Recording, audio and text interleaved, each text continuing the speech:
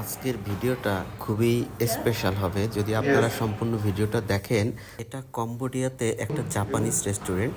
তো এই রেস্টুরেন্টের খাবারগুলো, জাপানিজ রেস্টুরেন্টের খাবার সবাই জানে যে এটা কেমন বা কি পরিবেশ। তো সবচেয়ে বড় কথা হচ্ছে যে আমার বন্ধু চপস্টিক দিয়ে খাবার খাওয়া ট্রাই করতেছিল, কিন্তু কোনোভাবে পারতেছিল না। পরে কম্বোডিয়ান দুইটা মেয়ে যারা হচ্ছে শিখিয়ে দিচ্ছিল যে কিভাবে চপস্টিক দিয়ে খেতে হয়। কিন্তু আসলে আমার বন্ধু প্রতিবারই ব্যর্থ হচ্ছিল, কারণ এটা আসলে প্র্যাকটিসের একটু ব্যাপার স্যাপার থাকে। তো যাই হোক, বারবার ট্রাই করতেছে কিন্তু পারতেছে না। আমি আপনাদেরকে এই ভিডিওটা সম্পূর্ণ দেখাবো খাবারের বিষয়গুলো, যে কত রকমের খাবার আসলে আছে এবং মানুষ উপভোগ করে।